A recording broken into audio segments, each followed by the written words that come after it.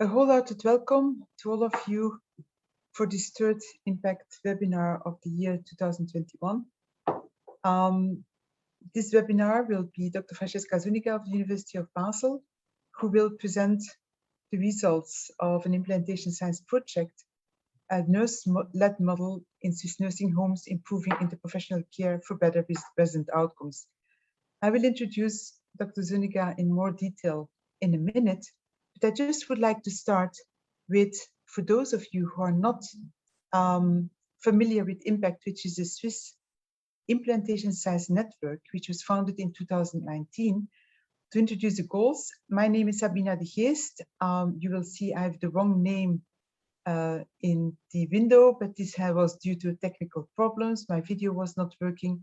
And so I thank Juliana Barnik for having gotten the opportunity to take her personality for this session. So IMPACT is a network in Switzerland, and our goals are fourfold. On the one hand, we want to showcase implantation science projects in healthcare and also healthcare related sciences conducted by Swiss researchers and institutions, especially. Also, networking is an important goal of us, and networking not only for implantation scientists, but also stakeholders in Switzerland, providing training opportunities for implantation science. And then as a fourth goal, we have the goal to leverage funding options for implantation science in Switzerland. As already mentioned, today we have a very valuable, interesting, future-oriented implantation science project from a Swiss researcher, Dr. Franziska Zúñiga of the University of Basel. She is a lecturer at the Institute of Nursing Science, and she is the head of education of the Masters in Nursing Science program. She was awarded her PhD also from the Institute of Nursing Science, and she holds master's degree both in nursing and also in theology. Her focus of her research program is health services research and implementation science in long-term care institutions. And Dr. Zúñiga is not only leading a very successful research program, but she's also scientific advisor for the development and implementation of national quality indicators in Swiss long-term care, and is also responsible for 2 academic service partnerships with nursing homes in Basel and in Zurich, and this in order to bridge from the trial world settings to real world settings, so really influencing practice field of care. I will give the floor to Dr. Zúñiga. I would like to invite all of you during the lecture to enter your questions in the chat function. There will be 2 polls during the lecture, and after the lecture we will have a discussion round, and this discussion round will be based on your questions entered in the chat room, and we will certainly also, if there is still time, giving opportunities for further questions. So please do engage, do be part of the discussion, but first of all, Franziska, to you the floor. Thank you very much, Sabina, for this introduction. I will start sharing my screen. Long-term care is understaffed, underfunded, and drained of geriatric expertise that it needs to address the current and future challenges. And if we want to maintain residents' quality of life and quality of care, we do need new care models that are tailored to the long-term care context and are able to provide evidence-based solutions to the current problems we have. So today I would like to present insights from INTERCARE, a nurse-led model of care that we built for the Swiss context to strengthen geriatric expertise and reduce unplanned hospitalizations, and present to you some results we found in our data analysis. If we look at the current staff situation in nursing homes, and these are data from the SHORP study, the Swiss Nursing Home Human Resources Project, where we surveyed more than 4,000 staff in nursing homes and more 385 ward leaders in 118 nursing homes in the French and German part of Switzerland. And we asked staff, do you have enough staff to get the work done? Only 50% agreed. If we look at the question, do we have enough registered nurses or qualified personnel to provide quality resident care? Only 71% agreed. And if you look at ward leaders, they say only to 58% that current staffing is adequate or very good in comparison to current workload.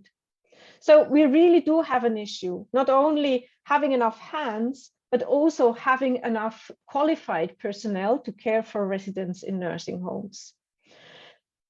Looking at nursing homes themselves, so why do we need innovation in long-term care? Nursing homes increasingly care for very frail residents with cognitive impairment who are multimorbid and have polypharmacy. And if we look at these staffing levels and grade mix, they just do not fit residents' profiles and needs. Moreover, nursing homes are under high financial pressure. It's not that, oh yeah, let's hire more staff. They do not have the finances. And on the other hand, the labor market for registered nurses is dry. There is no one out there to be hired.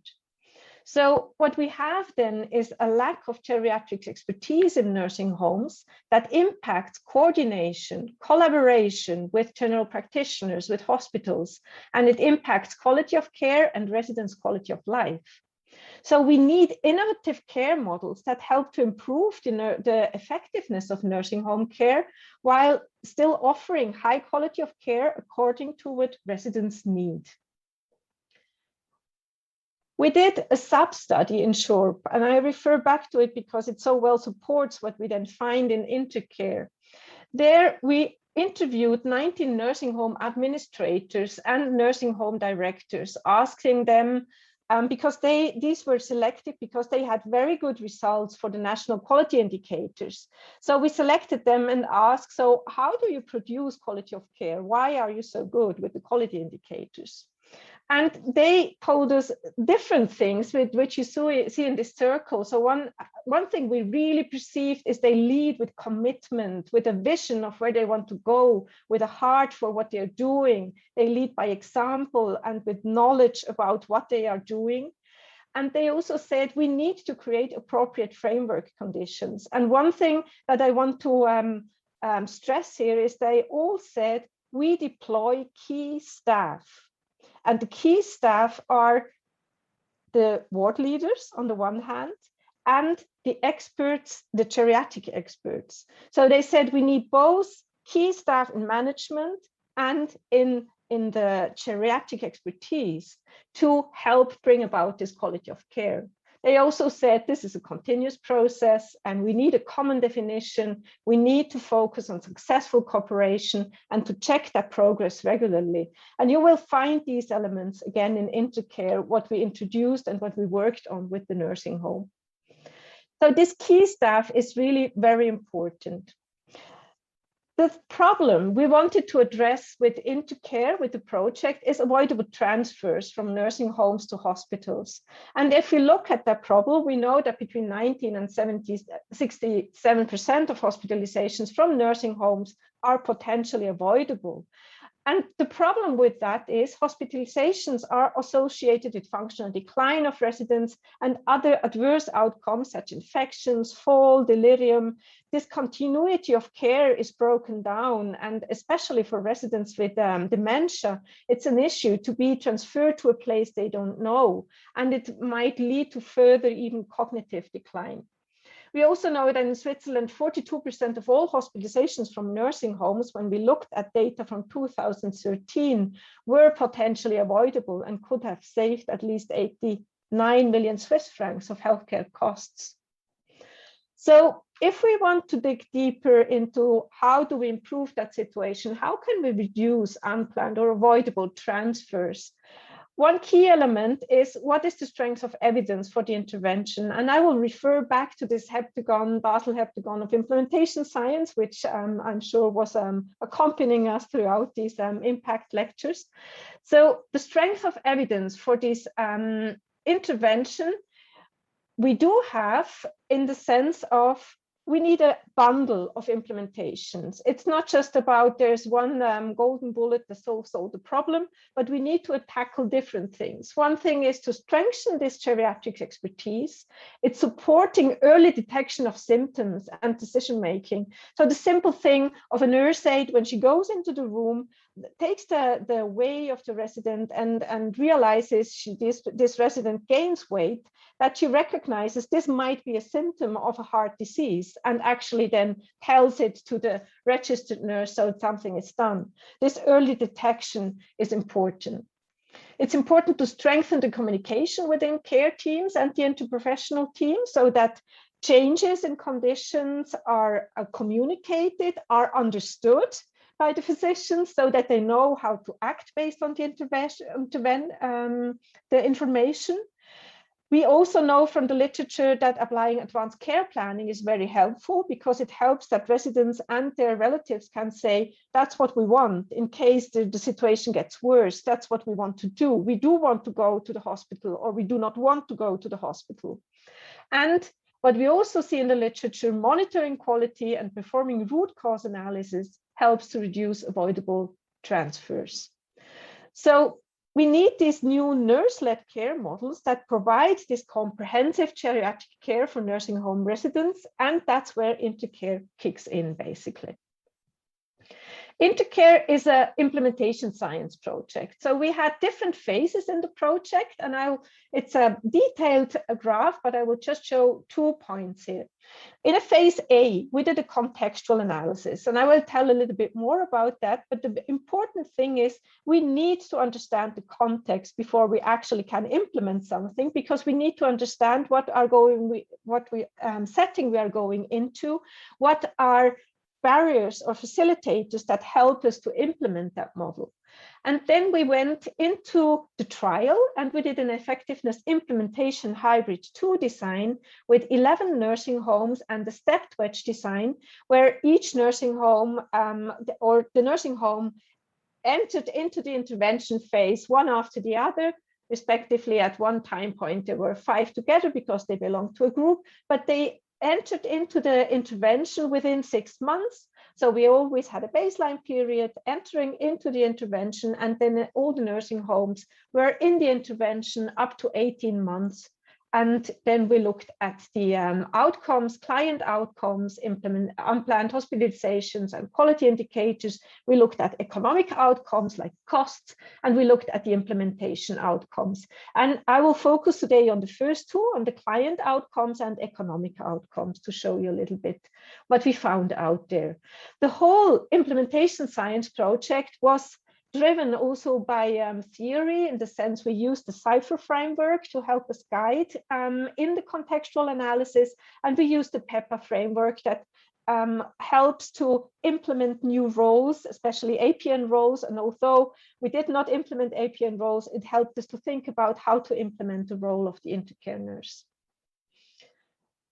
So going back to the Basel heptagon, we used contextual analysis, we used patient and public involvement, we used implementation science theories and frameworks and models to drive, to build the implementation strategies that we then used in INTERCARE. And if you look at this contextual analysis in the next step, we had 4 elements that helped us. The literature review that I already showed, so what is really the evidence for what we want to do, and then we went into case studies.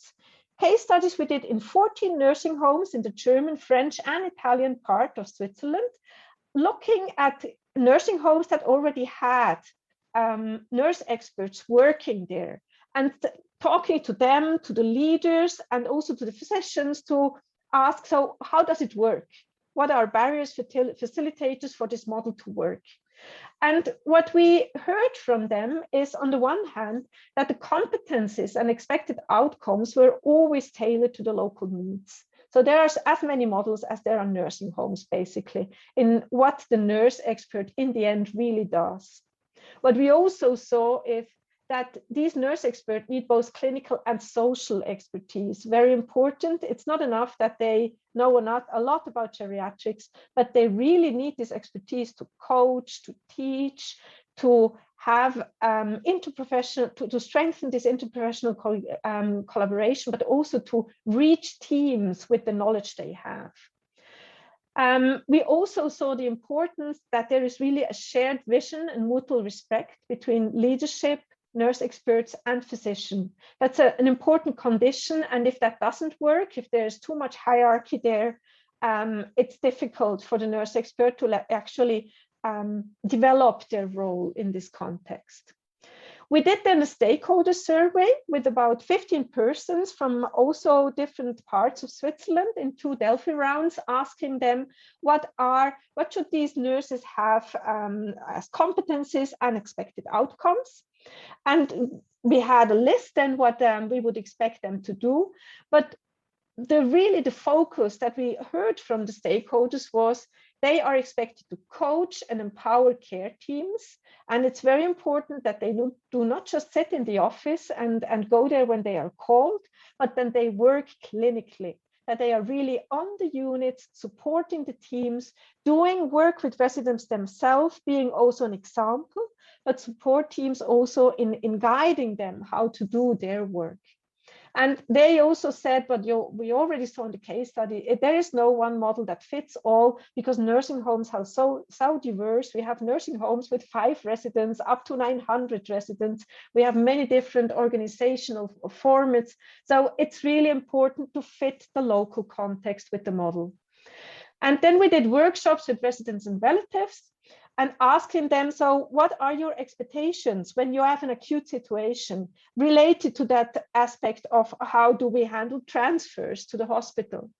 And what they really told us is in acute situations, they felt left alone with the decision about hospitalizations. They did not have a partner in the nursing home with whom they could talk about how to decide about this, which is a sign that the staff that is there, they are excellent in the things they do, but for some situations, they just don't have the expertise to do this consultation, to help them in this decision making.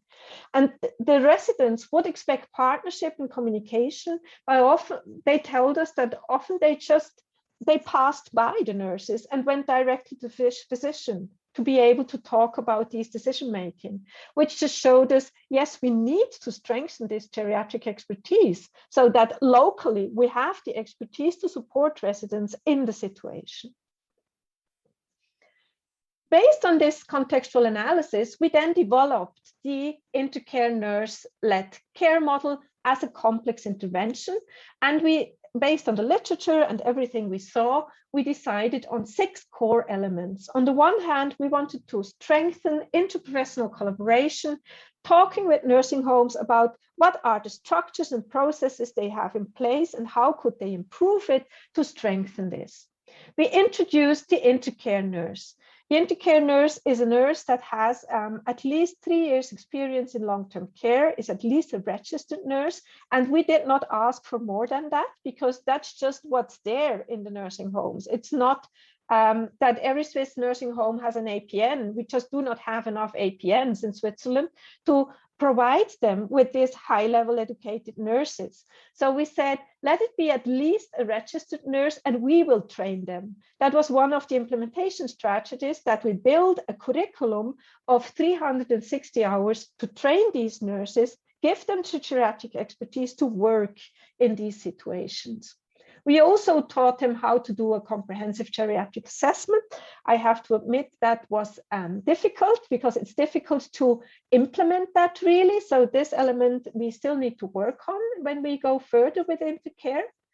Very important, advanced care planning. So we said at the minimum, every newly admitted resident talk with them about whether they want to be hospitalized or not, whether they want to be resuscitated or not, and whether or not they want antibiotics when they have an infection. And this, I will show afterwards the result. This was a key to address this issue of reducing unplanned hospitalization. We also introduced evidence-based instruments that were coming from a project done in the US called INTERCARE.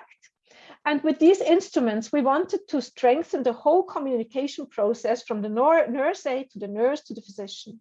So the first instrument we introduced was Stop and Watch, which is just what it says. Basically, it's an instrument the nurse aide could take into their pocket when they went into the room of the resident, and it gave them different symptoms they could look out for. And if they saw one, they just circled it on the form and gave it to the registered nurse to say, I saw this, please go and check. And it was interesting because the one thing they circled most, so we have, the resident has pain, they eat less, they drink less, there's a change in weight. But what they actually said across most often was, the resident today is different than usually. It's this gut feeling about something is not as it should be. And for the nurse aide, that's difficult to say, what is it? But at least she had this possibility to say to the nurse, something is not right, please go and check. So that was something that Stop and Watch contributed. For the nurses, we introduced ISPAR, which is a structured communication instrument to talk to the physician, really identify themselves, say what the situation is in an acute situation, what's the background of the resident, what is their assessment of the situation, what would they recommend? And with that, we hoped to strengthen the information flow to the physician so that he or she could take a good decision for the resident how to continue. And the last element that we introduced is database quality improvement, where we basically looked at the nursing home, how can they monitor what's going on quality-wise in the nursing home, how do they work with data to decide how to improve or do quality improvement. What was very clear is, and a necessary condition on everything we saw up to then, we need an engaged and visionary leadership that this really works. Then let's look at the outcomes. So how did that intervention help with the effectiveness outcomes and the implementation outcomes of the costs?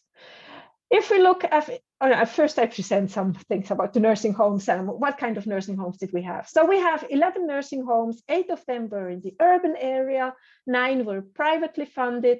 They had a median of 120 beds, of which 88 participated in INTERCARE. If we look at physician models, it was very mixed. So we had 3 with more a nursing home physician model, where the physician on site was responsible for more than 80% of the resident. We had 4 nursing homes that were mostly working with general practitioners, with GPs, for up to more than 80% of the residents. And we had 1 nursing home working with 40 GPs at the same time. And we have 4 with more mixed models. The median was 1 INTERCARE nurse per nursing home, but we had 1 nursing home with 4 of them.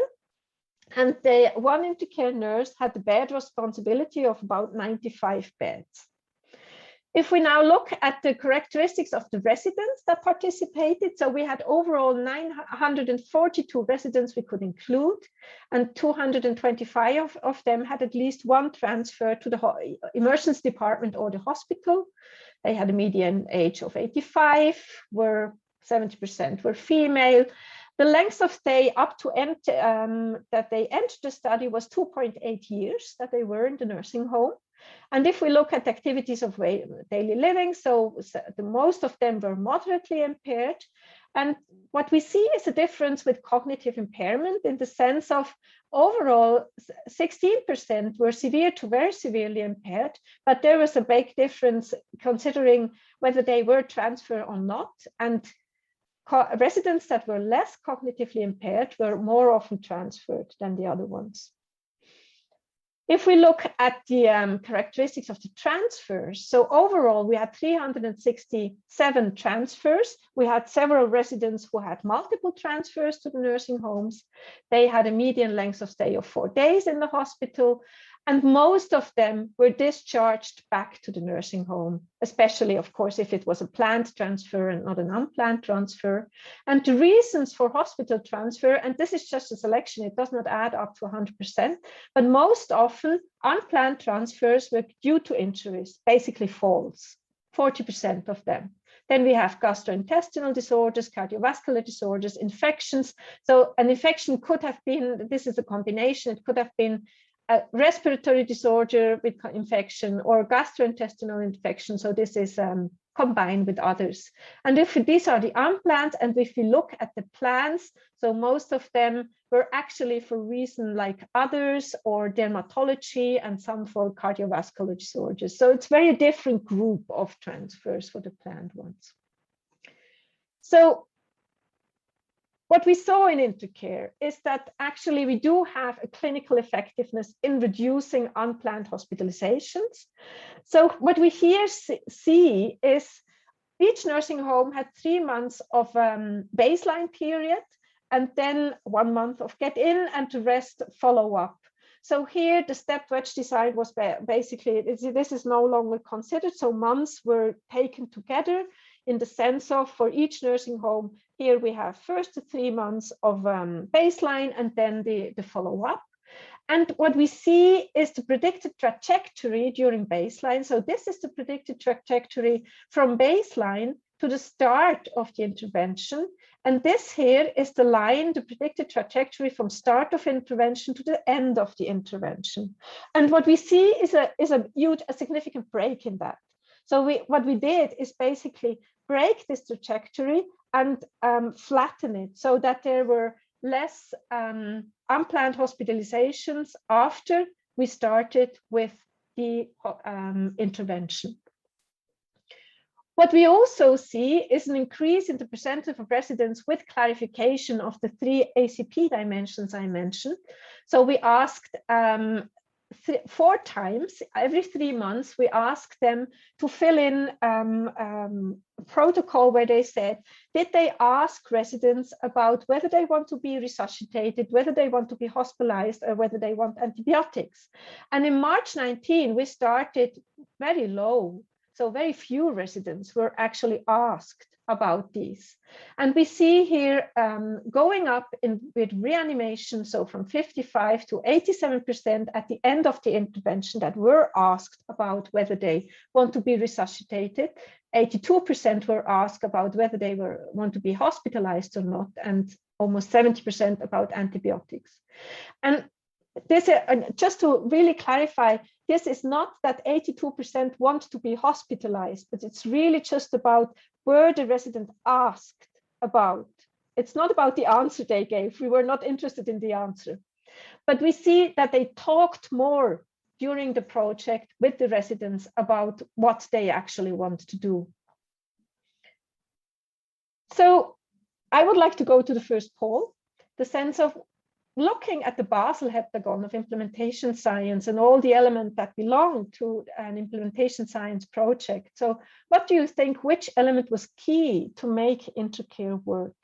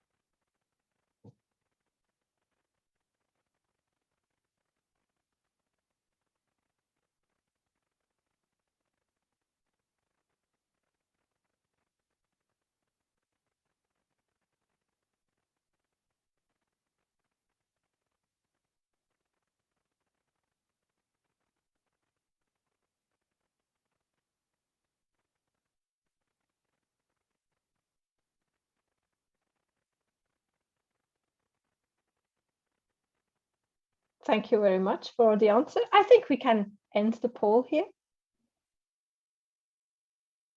And we see basically clear winner with contextual analysis, and I wholeheartedly agree. Although we could discuss about this, so what is it? But it's also, I see, yeah, transdisciplinary approach and implementation strategies are equal and closely followed by patient and public involvement. Thank you so much for these answers. I also think that the contextual analysis was very important to be able to go into the field and actually do the intervention. I would like to go next to the cost. And here we looked at, I will just report on one thing, namely the cost of the implementation strategies. And this we did based on a paper by CDAF, time-driven activity-based costing that we looked at. And I will just quickly explain what this is about, because it's a step-by-step procedure to calculate cost of implementation strategies. And what we first did is name each implementation strategy we applied and list associated actions, actors, and temporality. I just mentioned one right now, which is until now, which was the curriculum we built for the INTERCARE nurse. I will show afterwards more strategies we applied. Then determine the frequency and average duration of each implementation action by actors and actors' total time spent on each action. That's what we did then. Determine the price per hour of each actor. That was a little bit a challenge because some nursing homes were reluctant to actually give us, so how much does an hour cost that per person they have, and determine the non-personal and fixed resources and their associated expenses. So when we did that, and then we calculate the total cost. And this table shows what we found. So what we did as implementation strategies was we had meetings pre-implementation and during implementation. So before the implementation, we met with all nursing homes to explain them the whole implementation. We helped them to prepare the study. We looked at them with barriers and facilitators so that they could then look in their own nursing homes. What do we have? How could we address these? How do they build up to prepare for the intervention? And during the study period, we met 2 monthly with the leadership and the INTERCARE nurse. We went to the nursing homes, discussed with them, where are you at? How is it going? What are the problems? How could we tackle these problems? The INTERCARE nurses had 2 hours per month per person, a phone call with our project coordinator, who herself is an APN and worked also for several years as a nursing home director. So she had this combination of expertise, both in the area of geriatrics and in management. So she could help these INTERCARE nurses a lot to find into the role, but also discuss cases with residents, how to handle it, discuss cases with teams. How do I get into a team if they reject my service, basically? So there were a lot of conversations about that.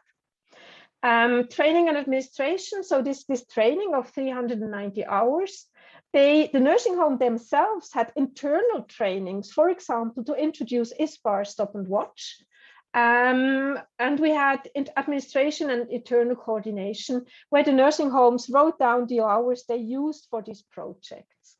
So, and then the non-personal costs were travel costs in the sense of when they came to the meetings to Basel to discuss, and they had material costs. These were maybe computer or stethoscope or some office material they needed.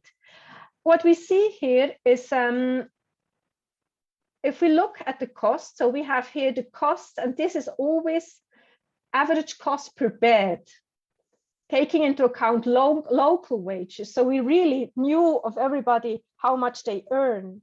And then we could calculate it per nursing home with this local cost, and then look, so how many beds does this nursing home have? And look, so that in the end, we have a total of 685 Swiss francs that this implementation costs for the nursing home. So we took here the perspective of the nursing home. This is as one person told us, because he did a calculation before he started with the intervention, how much that will cost him, so that he could talk to the CEO of the nursing home. So what would that mean? And it was much more than what he calculated then. It was an intensive project for them. These elements here are things we did with them. So it's basically our implementation strategies to help them put this model into practice. The other things below are things they did internally to make the intervention work. And I would like to address this here more. So we have now what it costs for the nursing home. And now if we look at our strategies, what we did. So in the 1 year after we, at the end of the intervention, we asked the leadership and the intercare nurse about the different implementation strategies we had, and asked them, do you think that, how important do you think were they for a successful implementation?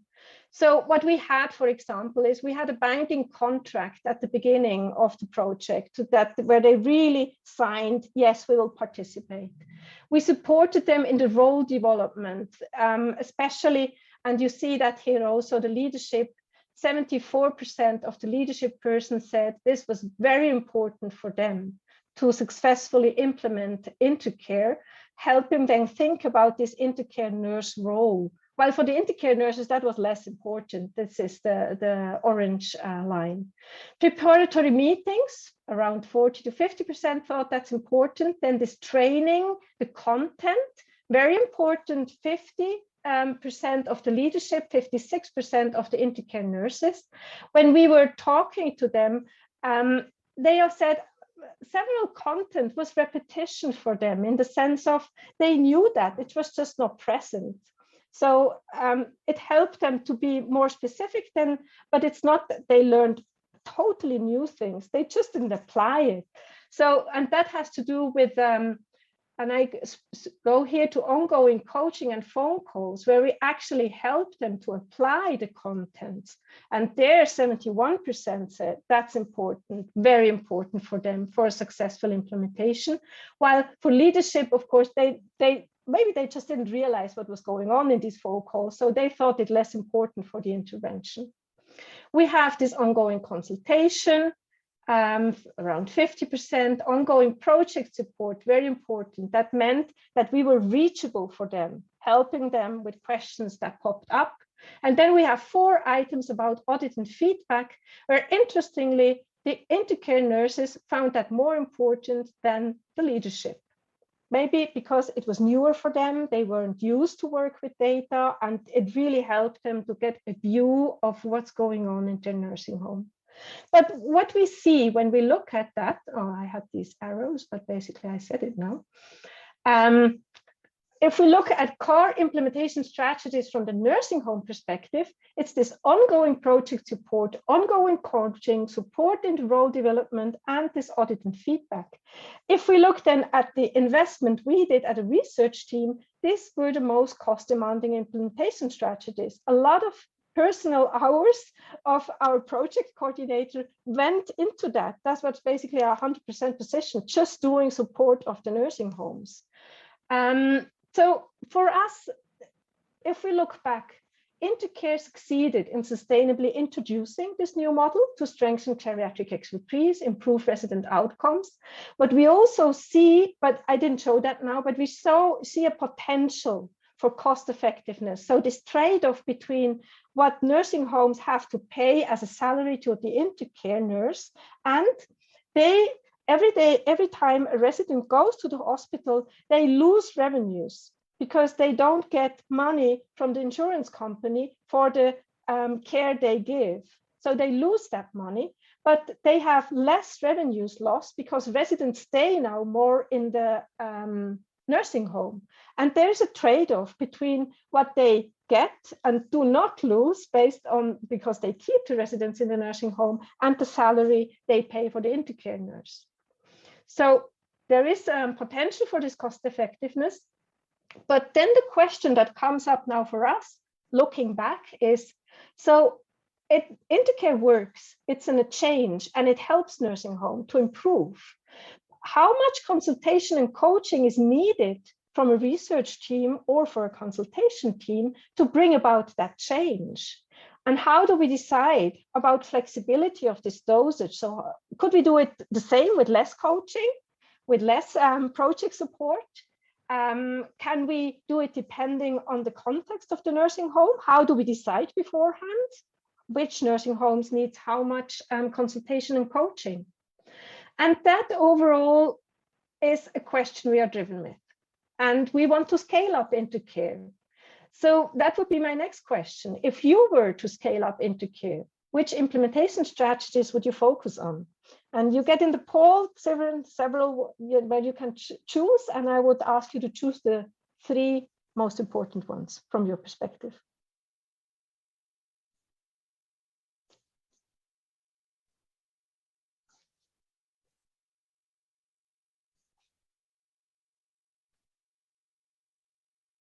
That's not yet the right poll.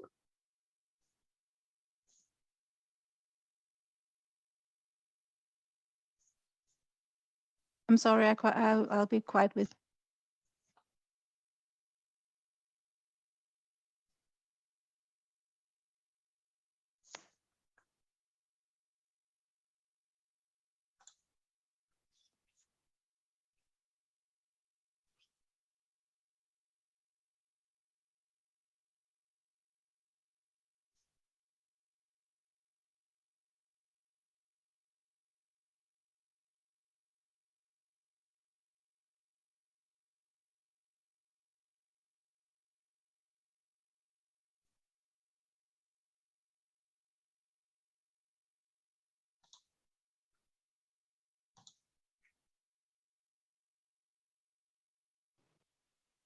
We would need a second poll, and what we see now is the first poll. Yes, that's correct. I have a, yes, that's the wrong poll. I agree. I will shortly be with you.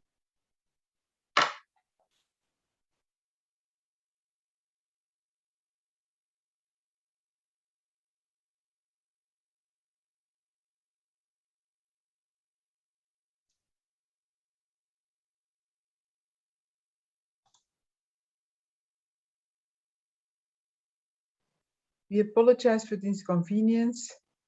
I hope to be able to resolve this technical issue as soon as possible. Franziska, apologies.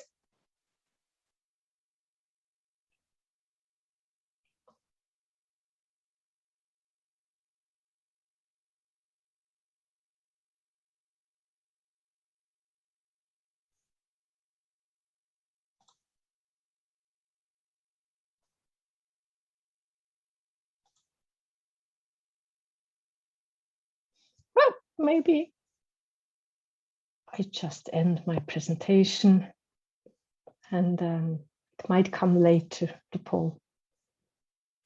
Yes, I'm very sorry. I will. I'm not able to produce it right now. I have to double check that. In the beginning, it was all fine. Yes, but let's kind of continue now, and please resolve it in the meantime, and we might do it at a later point. So apologies to everybody participating, as well as to Dr. Zúñiga. No worries. I would have liked to see what you think, but then so what? If you look at all it, so what we need is to further refine, evaluate, and scale up care models that strengthen expertise, and we need to support organizations in implementing such models. And that's really, for me, the next challenge we have. How do we support nursing homes in this implementation? We are right now preparing INTERSCALE, which would be then a hybrid 3-cluster randomized trial to compare different bundles of implementation strategies regarding their cost effectiveness to introduce such a model. And I also think, apart from that, we need to refine our understanding of factors that influence quality of care and how to improve the latter within organizations that implement such innovations. And I'm thinking there about these key roles, because we put now a lot of effort and thoughts into the INTERCARE nurse. And I think in the next step, we need to think more about ward leaders and about how they collaborate together, because there happens many important things, as we saw when we listened to the questions the INTERCARE nurses had. How do management and this expertise role, how can they best collaborate in a basically shared governance to bring about quality of care? And we also think we need to look at physician models. With 11 nursing homes, it was just not possible to look at that more in depth or look for do any significant testing. But just what we heard and what we saw in all these conversations with the nursing homes, there is an issue there. And it's just easier to work with physicians that are on site to move forward in the improvement of medical care or healthcare provision in nursing homes. Thank you so much for your attention. Thank you so much, Dr. Zúñiga. And I just wonder if Aviel could resolve the issue with the second poll, because it would be an opportunity to still show it before we dive into the discussion.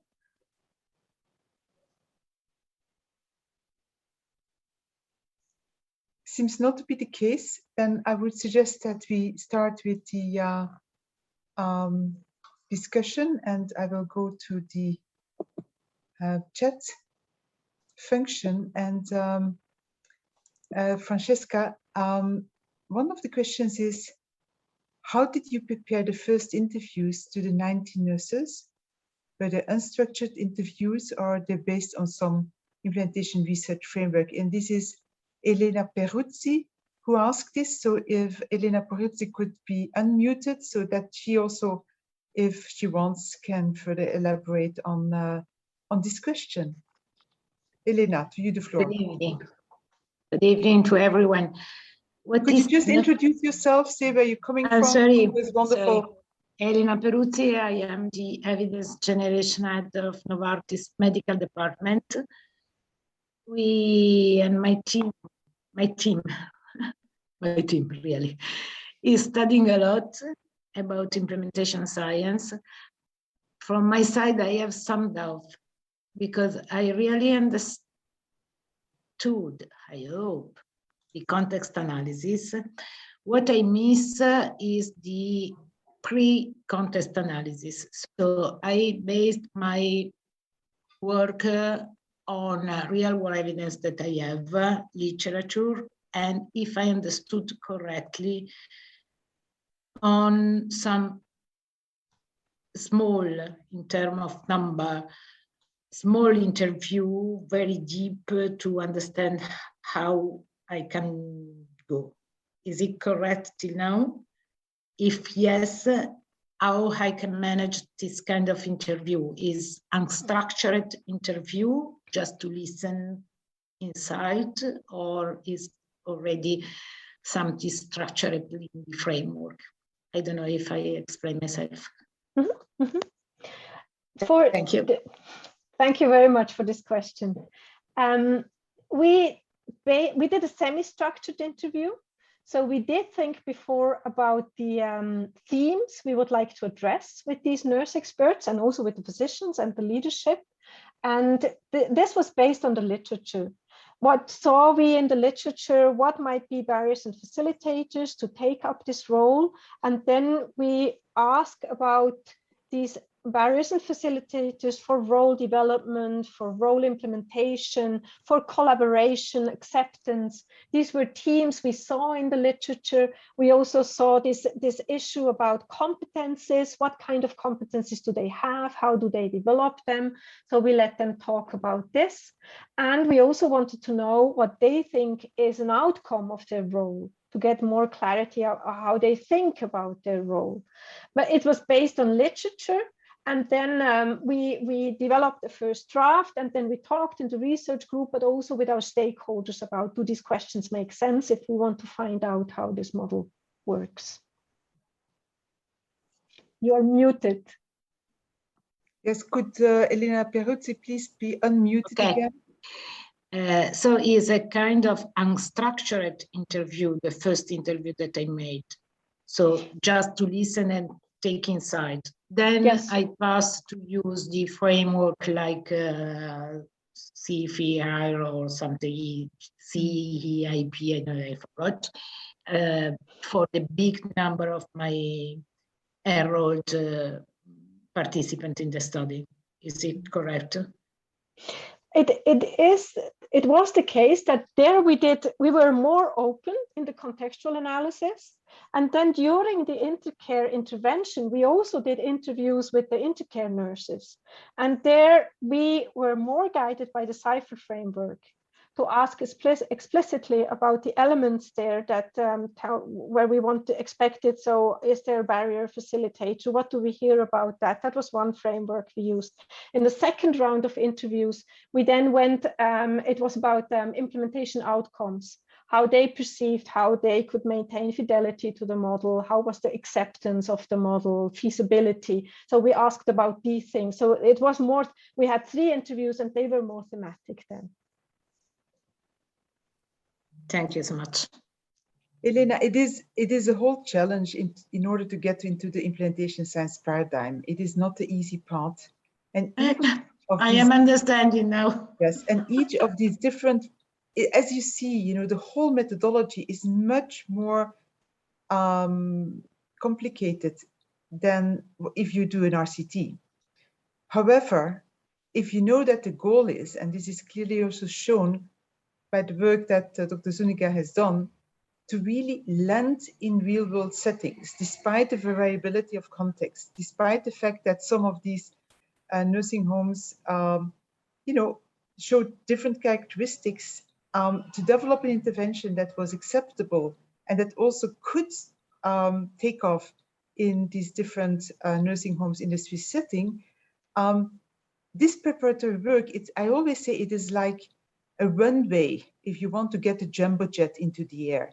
The runway is very, very long. Now, this whole preparatory phase is methodologically, you really need to work that out. And you can't say you need to do it this way or that way. It is really, you think it through with your implementation science team. And typically you work together with implementation scientists who can guide you, you know, in your specific topic, because, you know, you will not study nursing homes, I presume, in the work you're doing at Novartis.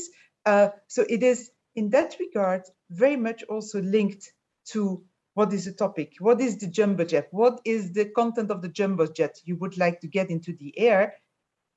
But what is absolutely different with an RCT is that the runway to get into the air is much longer. However, if you do it well, you're successful.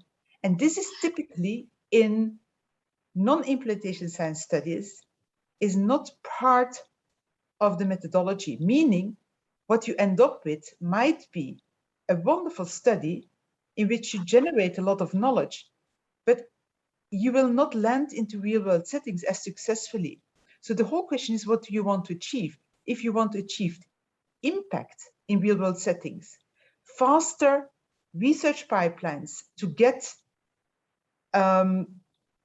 specific, in your case, products launched, it asks already in early phases to think this through. And so this is something that is taking some frustration and some kind of thinking through. But if you work on your own project, what we also see is that people succeed primarily by application, doing it in their own project and trying to apply it, working with implementation scientists in order to then roll it out afterwards. So, but it's not easy. So the phase you're in is absolutely normal. I am coming from hygiene. So I am coming from that word. Then I start with RCT. Now I am trying to put together the methodology, the strong evidence, the real world evidence, and I miss really the part of the qualitative one. So thank you for your lesson. Mm-hmm. Good, we go to the next question, and that's a question which is from Claudia Mischke. And she asked Dr. Zúñiga, are there any reasons why the study was not designed as an RCT, at least with regard to effectiveness testing? I think this is a brilliant question, which really kind of gives the opportunity to Dr. Zúñiga to also teach a little bit about implementation science and how you work with strength of evidence in implementation science and work with the different hybrid designs. Franziska. I don't know whether Claudia wants to expand on the question. You unmuted yourself. Yes, maybe we know each other, but maybe I introduced myself. Just introduce yourself. If we can see you, that would be wonderful. You don't have to, but yes, I do. Just introduce yourself, say who you are, and it's always lovely to know who is with us. Yes. My background is nursing and health science, and actually I'm the head of the Department of Healthcare in the Institute for Qualität und Wirtschaftlichkeit im Gesundheitswesen, short or mostly known as IQWIC. I'm sure some of you know it. And one of our works is to develop evidence reports for national guidelines in Germany. And thereby I'm always confronted with questions to the healthcare settings. For example, we support guidelines for dementia. And of course, there are sometimes questions we have to answer to care models. And so I'm very interesting. I really enjoyed your presentation, and I think it's a very exciting and also a long needed study we needed in this context. But I asked myself, why didn't you do RCT to get more information about the effectiveness of the evidence, because it would help in my work, of course, and it also maybe would help to get a more implementation effect. Mm-hmm. Thank you very much for this question. That was a thought that went through our minds at the beginning. And one thing that was clear very early, that INTERCARE is a heavy workload project for the participating nursing homes. And it would be, and one of the heavy parts is the data collection, actually. Because to get all these hospitalization data, it's a lot of things to do for them. So we were really hesitant to ask nursing homes, you know what, we have this great study, please just collect data for hours a month, but you won't get anything. So the question was, could we give them something for participating? And one thing could have been to have like two arms, first to one arm and then the next arm. And then the stepwatch design came up, and we thought that might be a good idea to do it this way. We wouldn't do it this way anymore, I have to admit. On the one hand, the get-in period, or no, the baseline period was too short with 3 months. Next time we would do it longer. And then it would already have made more sense, because then we would have more data before. And then we would have at least still everybody gets the intervention, but they would have provided more data. But it was really about the burden of data collection. And we, given how the nursing homes, the situation they are in, to find nursing homes to want to participate in a study, they really need to get something back. And I think that's a key in nursing home research, to think about what to give them for that participation. But in the interscale, we are now thinking about the RCT, because there we will be able, or what we want to do is compare different strategies. So both nursing homes will get something that is a better position to do an RCT, I think. Franziska, may I also add some element into the discussion? I mean, it was not that you started from scratch in terms of level of evidence. There was already INTERACT. So I think this is a major argument that there was already evidence available on the effectiveness of this complex intervention. This is typically a situation where you have some let's say you have your literature review, you see evidence. However, the whole question is the intervention as being studied in INTERACT was not just translatable to Switzerland. I think you have to expand on that one because it's a matter of strength of evidence and then the combination with context. Absolutely. That would have been the other point that went through my mind. We did have the evidence. It was US evidence. That's always a challenge because it's a very different setting from the Swiss setting or for the German setting. But still, they did it successfully in some interventions. They didn't do it in others. They were less successful. And we actually went there and visited one very successful project to ask, so what are the key elements that it worked with you? And that helped us to then adapt the intervention to our context. And I think, as Professor De Geer said, that's like the key in seeing, okay, basically it works, but to transfer it to our context, we need to see which elements do we adapt how to bring it then into our context. And that's why the contextual analysis was so important. Also, we knew which elements we wanted to stress based on the literature review and bring into our context. But there's one element, comprehensive geriatric assessment, that just wasn't a good idea. Thank you. So I'm looking into the chat further. I see that Giovanni Pellet, perhaps you can ask your question yourself. Giovanni, please introduce yourself and then address your point of discussion to Dr. Zúñiga. Well, thank you. Yeah. So I'm a PhD student in the Institute of Higher Education and Research in Healthcare in Lausanne University.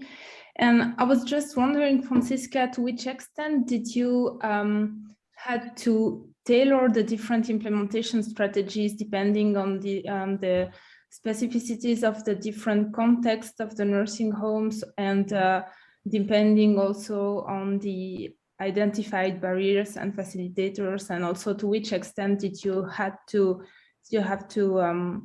maybe during the course of the study to adapt or to add some new strategies or not, maybe? Yeah, thank you very much, Ronnie, for the question. If you don't mind, I will go first to the intervention because there it was very important to tailor. And each intervention had the core element where we said, you cannot adapt that. We need something to do to compare, where we actually, everybody does the same.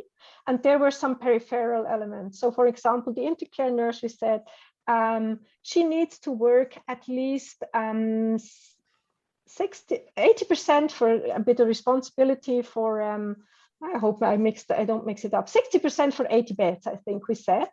But we said, you can adapt this. You can have 2 intercare nurses for those 80 beds, but in total, they must work 60%.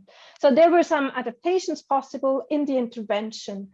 And there we gave time until the last nursing home entered into an intervention. Until then, we adapted.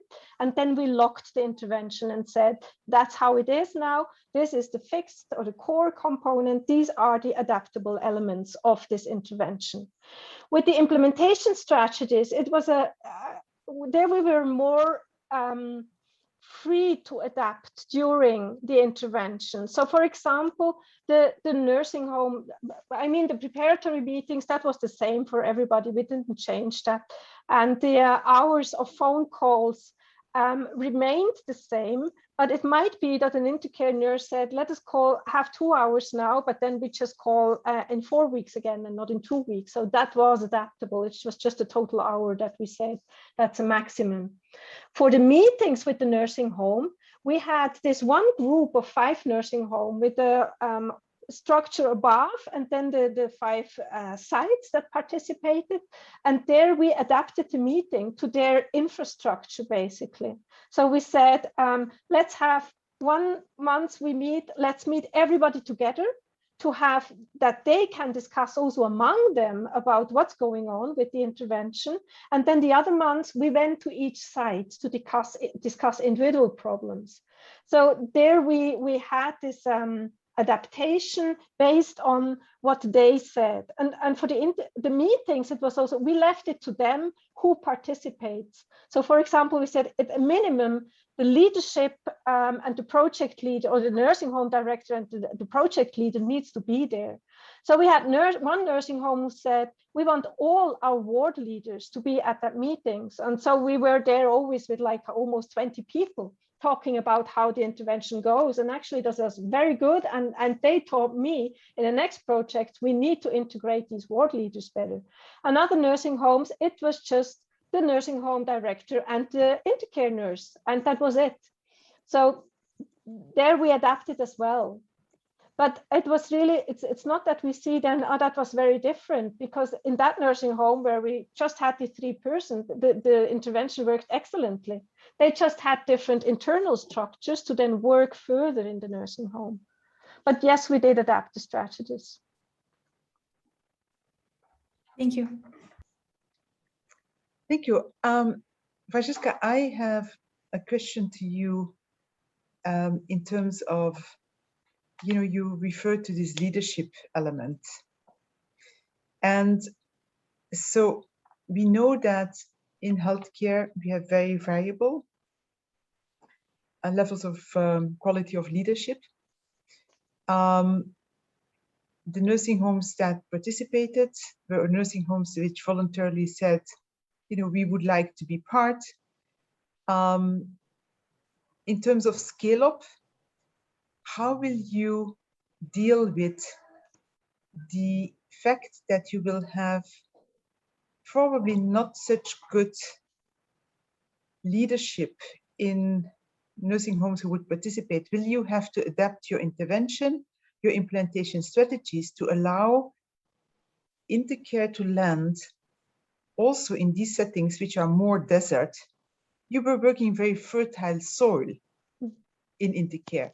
So I just would like to have some reflections on that part, thinking about moving forward with interscale and knowing that the more nursing homes you will include, the more challenges that will pop up with perhaps leadership that is not so strong, and therefore the landing of your intervention might be much more challenging in a specific context.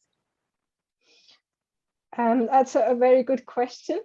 And I will first tell a little bit about our experience based on the INTERCARE project. We did a study, a course, a certificate of advanced studies for that is now, we have like 18 students there together with the nursing homes where they work. And there we offered a module.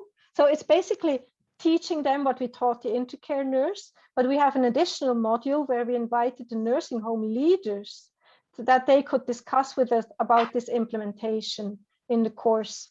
And there are 2 nursing homes that participate in this module, and we already see the change, that these are different kind of nursing homes, highly motivated.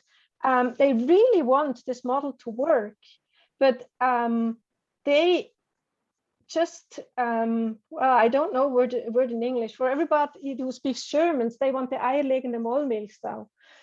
They want an intercare nurse that does everything and just works 20% and looks out for 200 residents and coaches 8 wards with their teams to take care of and bring this geriatric expertise. And just to adapt these expectations and tell them this is a person who takes up a new role and you need to carefully introduce this. She will not in the first month do everything that you are missing that you were missing for the last 20 years. So to work with leaders about their expectations on the role and of the changes that are possible, that will be a key element in the scale up, that we work more in depth with them about what it means to do an organizational development, because that's basically what we did. We changed those organizations. We changed a lot in the structure, because introducing a new role is not just, oh yeah, there's a new role and everybody continues like before, but all the roles related to that change as well. And this is a difficult process and can cause a lot of resistance. So I think we need to integrate these barriers at leadership level and basically take them on a journey together to learn about the project role, the elements, and move forward in a pace that is compatible with their context again. And so going further on this one, are there contexts where you can't implement? Absolutely. I also think so. So, and that is also what makes it, if we talk about RCTs and random selection of nursing home, that's impossible. But because you need nursing homes with at least a little bit stable leadership. But the experience we saw already in the case studies, in the contextual analysis, and we see that in other studies as well, leadership in nursing home is very volatile. So in the short study I mentioned, I mean, we did this survey in 118 nursing homes. After the survey ended, 4 months after, we sent them reports about their results. And I think about 20% the email came back, the leader no longer works there. So if we have such a volatile leadership, it's not possible to implement INTERCARE. The other, what we saw in the contextual analysis is that as soon as the leader leaves who had that vision for such a role, the role just vanishes. It's no longer possible for that person to work there because the vision is lacking for what such a role would actually bring to the nursing home. So the stability is very important, and then you need a leader who has a vision for it. If there's no vision, there is no INTERCARE. So I have a question for the audience, and more specifically, some of you are doing implementation science projects. Some of you are planning to do implementation science projects. What is your experience with variability in context in view of the leadership or other contextual factors which you have identified that are real challenges to move forward to be successful in your implementation science project? Is there anybody, it can be whatever type of intervention you try to implement. It can be specific elements at all levels of the system. Would anybody be willing to share their experiences?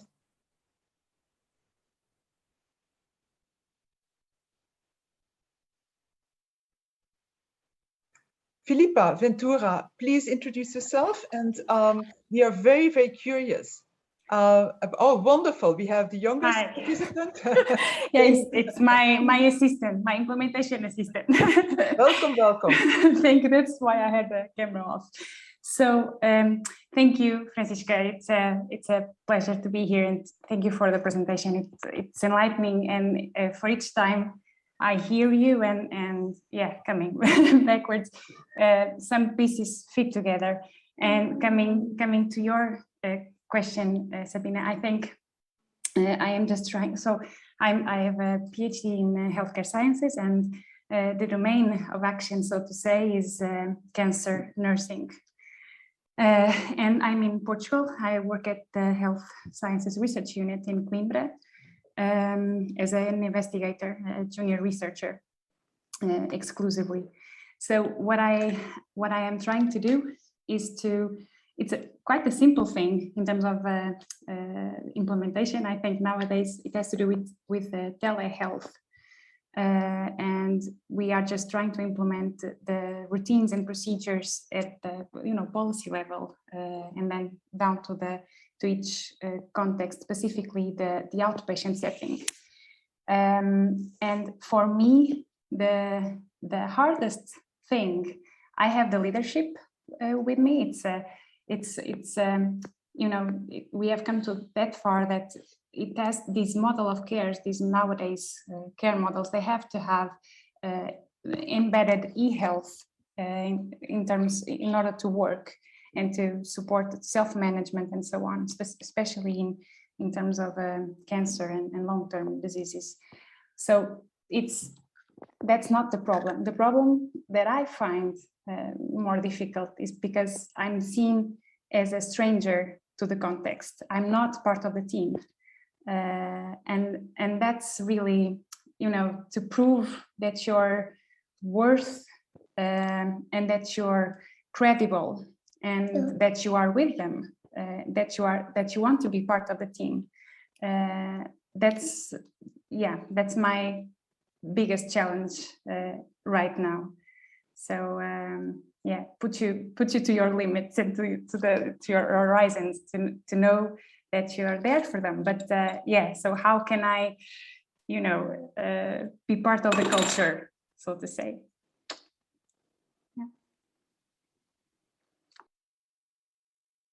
Franziska, would you like to comment on Philippa's remark? I certainly also have some reflections which I would like to share. I can just comment on INTERCARE, and I can very much relate, Philippa, to what you say. And for myself, I worked for many years as a quality manager in a nursing home. Basically, what people tell me is I speak their language, which actually helps. But I think even irrespective of me, this project leader who speaks their language, and a project coordinator that did all the coaching and was the person in contact with the nursing home, she was key in the whole thing. And since she worked for more than 10 years as a nursing home leader, she was just the perfect person to do that. And I think I really think that was a key element of INTERCARE, although it's something you cannot measure, but that you have a team that understands what's going on, what their sorrow is, where, what are the things we cannot ask for, because it doesn't make any sense in that context. Even it will be a nice idea and it's in the literature, but it's just not useful for them. And to have an implementation team that knows something about the context, I think is key. Thank you, Franziska. And I would just like to add to that, we had recently an internal discussion on methodology of contextual analysis and how to move it forward. And in these discussions, there was one thing that became very clear, that is those projects, like for instance, Inspire, or another project we are doing, which is in stem cell transplantation, SMILE, where we have of the team, of the implantation science team, somebody who is working in the context and who is known there. It's one of the major implantation strategies you can imagine. If you do not have that, because as in a lot of cases, it is just not possible, or it is, you as researchers coming in, you can't underestimate the importance of starting to understand the practice patterns, culture, and also to make sure that there is sufficient time to create this team, which consists of researchers and clinicians, and where clinicians have as much say than the researchers, because otherwise it doesn't function. It is about equal voice, true involvement.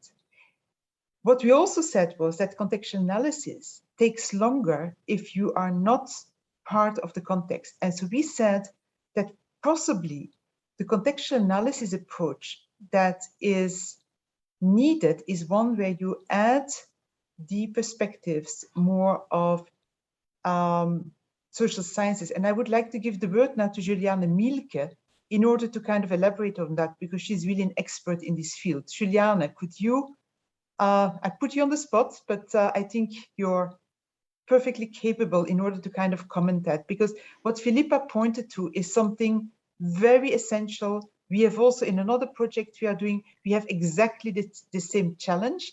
And it is something which you always can't circumvent, that there is somebody of the internal world where you will do your research, where you will do your implantation, that will be part from the team in the beginning. Juliane. Yeah, good evening. So what we discussed in our approach was exactly what Pina said, that if there are someone already in the setting who already knows which might be important factors to look at and what could influence your implementation, it's a little bit easier. And it's not only the context that influences the implementation, but also the stakeholders in the context that shape the context. So that's the part we would like to understand by including the social science perspective, to understand how the stakeholders react to the context and also change it. So what are so if you are new in a setting,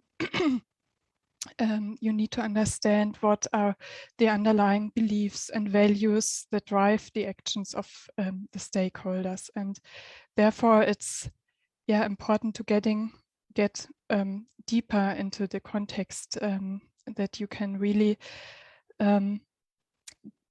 choose then your contextually adapted implementation strategies and inform further steps of your study.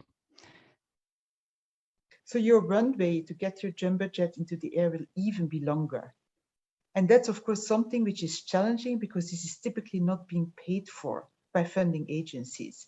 So this is at the moment the crux a little bit of implementation science, that you have to do all this preparatory work, and that typically the only thing that is really being funded is your evaluation. And so this is from effectiveness, evaluation of effectiveness. Implementation strategies are typically not being funded. It's quite costly. So we have to strive also, and this is also part of the goals of IMPACT, our Swiss Implementation Science Network, is to also work together with funding agencies to make sure that they understand what implementation science is, the value as part of making research even more relevant for society, because it can land into the real-world settings where populations and patients can benefit. But in order to do this type of work, the different phases need to be funded, and this is sometimes really challenging. So I would like to thank very much Franziska Zúñiga for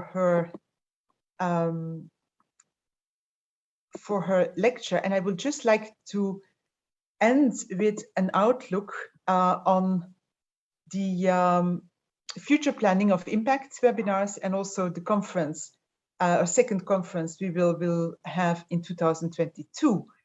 And so, first of all, I would like to inform you that unfortunately, Dr. Boas's webinar, which was planned in December, will be postponed to early 2022, because Dr. Boas has some health problems. She's very enthusiastic to do her webinar. There are a lot of registrations, but we have to wait a little bit before she can join us here virtually in Switzerland. For the webinars 2022, we had a discussion in the IMPACT board, and there are four board topics which are currently being put forward. So to give you some sense of what is coming is, first of all, talking about sustainability, so strengthening health policy through implementation science, that's Annette Boas. Then we will have sustainability issues in implementation science, which is still something different than implementation. So you have to be successful in implementation, but then you have to sustain an intervention. So that will be the topic. And then also we will have, we have a big push from the environmental health sciences out of ETH Zurich and EPFL to be part of IMPACT. And so environmental health sciences will also bring a topic, as well as pharmaceutical sciences. We will communicate this in the coming months, and you will certainly also receive an invitation for these webinars. Then we have our second IMPACT conference, moving towards IMPACT implementation science in Switzerland. This will be held from February 9th to February 11th. On the 9th, we will have virtually a pre-conference for novice implantation science scientists, and then we have the main conference over 2 days, the first day being hybrid and the second day being virtual. What is new, as already mentioned, this pre-conference for implantation science novices so that they can get into the field. Secondly, we will address system science and how system science can strengthen implantation science. We will have environmental health sciences being showcased, and also we will have a session where you can submit your own implantation science project, and then we will select among all these projects a number of projects which will get expert advice from the implantation science experts of the different universities that are part of IMPACT. Also, there will be, and you will find this information on our website, many other cutting-edge lectures and discussions. So this conference, which should really give you an opportunity to be enthused, be introduced, and also to engage in implantation science in Switzerland. So we truly hope to welcome you either in person or otherwise online in February at our IMPACT conference. For the webinar of today, I just would like to mention that those of you who have participated will be able to access this recording later on our IMPACT web page. There are a number of participants who registered who couldn't be part at this time point, but they also will be able to access it afterwards. I only can thank all of you to be part today. It's wonderful to see this exchange. A special thanks again to Dr. Zúñiga. And so we will be soon online with more information on the webinars, and all the information is already available on the webpage concerning our IMPACT conference. Also, there is a link where you can also enter your project should you be interested to get this expert advice. And we really look forward to communicate further with you.